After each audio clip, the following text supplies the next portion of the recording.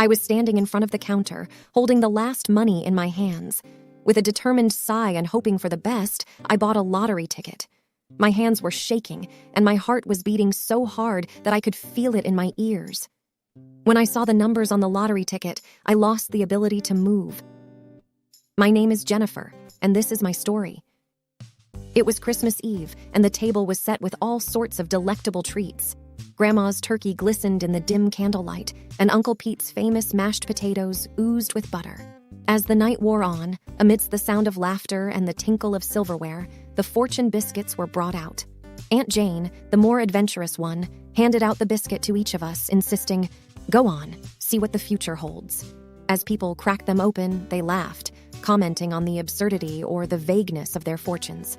I gently cracked mine open, and as I read the little paper inside, my eyes widened.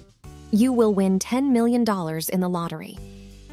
Everyone took turns reading their fortunes aloud. When it was my turn, I hesitated for a moment, but then, feeling the weight of all eyes on me, I read it out. A ripple of laughter broke out. "Oh, how wonderful!" Aunt Jane exclaimed, her voice dripping with sarcasm. "Make sure to share with the rest of us," Uncle Pete chimed in. Despite the jests and jokes, something within me ignited. An unshakable belief. I wanted to believe, so I did. I believed in that tiny slip of paper more than I had ever believed in anything. From that day onwards, every week, I'd save a little from my meager paycheck to buy a lottery ticket. Every week, without fail. The cashier Mary at the convenience store would give me a half-pitying, half-amused smile each time, but I didn't care. Months rolled by, and each week, my ritual remained unchanged.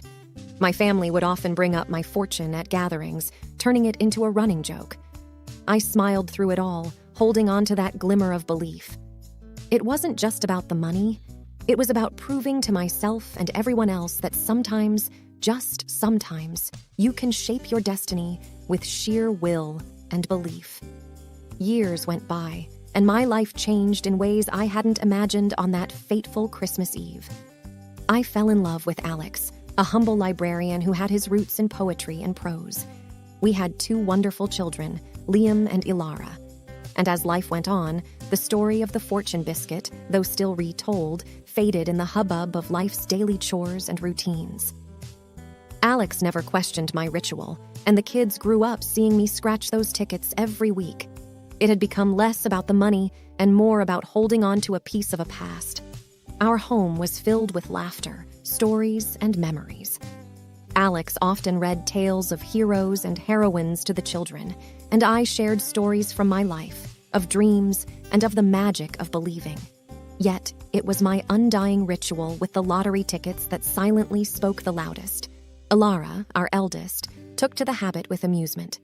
She often accompanied me to buy the tickets, her young face lighting up with the thrill of it, hoping to witness another miracle.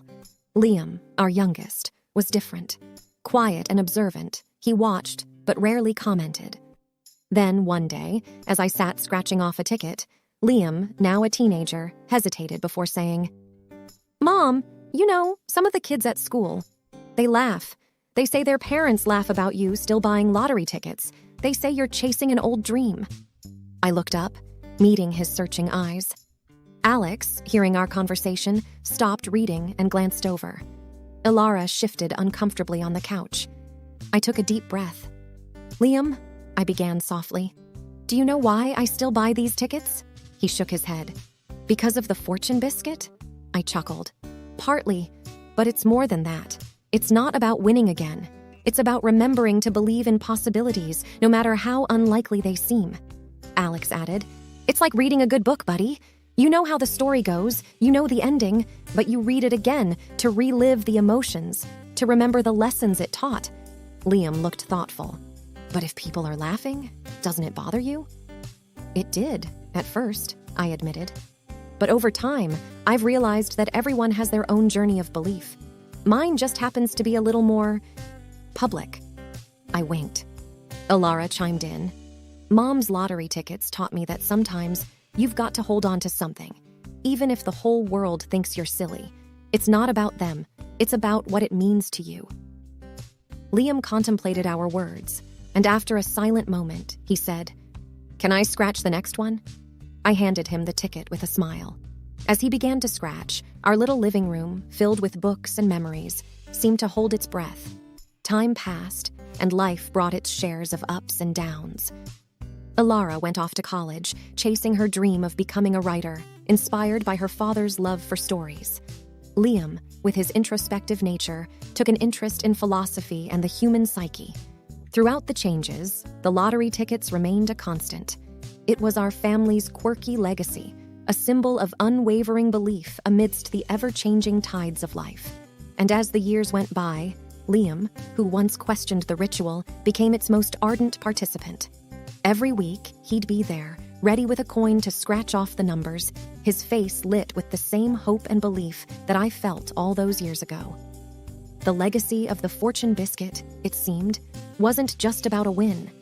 It was about passing down a spirit of hope, resilience, and belief from one generation to the next. A testament that sometimes holding on to something, even in the face of ridicule, can shape not just your destiny, but that of those who come after you. The years continued their relentless march, bringing with them a myriad of changes. My hair now boasted strands of silver, and the lines on my face told stories of love, laughter, and life's lessons. Alex and I watched with pride as our children crafted lives of their own. Alara's words filled the pages of bestsellers, while Liam became a sought-after speaker, traveling the world and sharing his insights on the human spirit. One evening, as autumn painted the trees in hues of gold and crimson, I felt an inexplicable urge. The thought came suddenly, whispering to me like an old friend. It was time to buy my last lottery ticket. The next day, with the crisp fall air caressing my face, I walked to the same convenience store. Mary had long since retired, and the store was now managed by her grandson, Jake. He recognized me instantly, his face breaking into a smile. "Here for the usual?" he asked. I nodded. "But today's special. It's my last one." Jake's eyes widened in surprise. "The last one?" "Yes," I said, a soft smile playing on my lips. "Sometimes you just know when a chapter is about to end." He handed me the ticket with a reverence I hadn't expected. "Well, I hope you will definitely get lucky this time."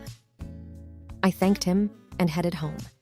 The walk back felt nostalgic, each step echoing with memories of every hope-filled journey I'd taken to that store. When I reached home, the entire family had gathered, as if they all sensed the significance of the moment. I settled into my favorite chair, the ticket and a coin in hand. The room was thick with anticipation. Alex sat beside me, his hand in mine, while Alara and Liam stood close, watching intently.